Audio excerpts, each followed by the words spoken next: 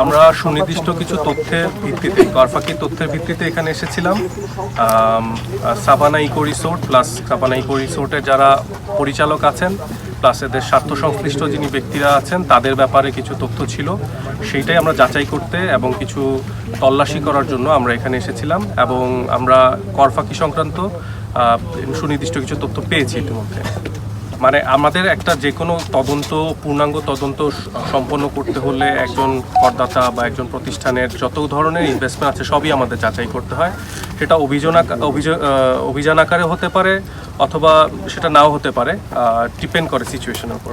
আমাদের কাছে সরাসরি কোনো অভিযোগ এখনও কেউ বলেননি, সেটা বললে সেটা তৎক্ষণাৎ যাচাই করা যাবে। আর সুনির্দিষ্ট অঙ্ক বলা খুব মুশকিল যে এখানে বিনিয়োগ কত হয়েছে, কারণ এখানে বেশ কিছু ডিপার্টমেন্টের সার্ভে রিপোর্ট লাগবে আমাদের, জমি সংক্রান্ত, তারপর হচ্ছে সিভিল কনস্ট্রাকশন, তারপর এখানে একটা ট্রান্সফর্মার আছে, সাবস্টেশন আছে, সব কিছু মিলে এই তথ্যগুলো যখন আমাদের হাতে আসবে তখন বলা যাবে যে এখানে টোটাল সব মিলে বিনিয়োগ কী পরিমাণ হয়েছে।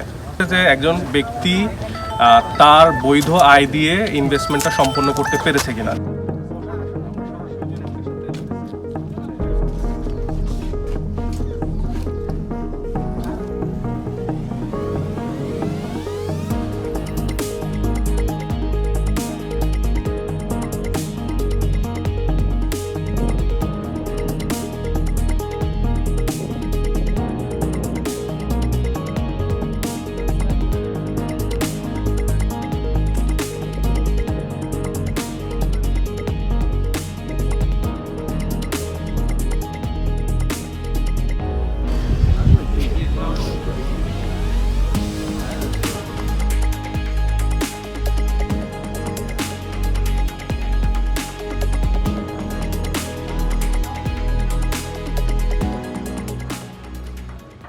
মানে আমাদের একটা যে কোনো পূর্ণাঙ্গ তদন্ত সম্পন্ন করতে হলে একজন করদাতা বা একজন প্রতিষ্ঠানের যত ধরনের ইনভেস্টমেন্ট আছে সবই আমাদের যাচাই করতে হয়।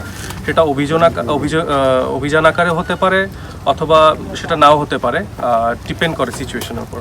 আমাদের কাছে সরাসরি কোনো অভিযোগ এখনও কেউ বলেননি, সেটা বললে সেটা তৎক্ষণাৎ যাচাই করা যাবে। আর সুনির্দিষ্ট অঙ্ক বলা খুব মুশকিল যে এখানে বিনিয়োগ কত হয়েছে, কারণ এখানে বেশ কিছু ডিপার্টমেন্টের সার্ভে রিপোর্ট লাগবে আমাদের, জমি সংক্রান্ত, তারপর হচ্ছে সিভিল কনস্ট্রাকশন, তারপর এখানে একটা ট্রান্সফর্মার আছে, সাবস্টেশন আছে, সব কিছু মিলে এই তথ্যগুলো যখন আমাদের হাতে আসবে তখন বলা যাবে যে এখানে টোটাল সব মিলিয়ে বিনিয়োগ কী পরিমাণ হয়েছে।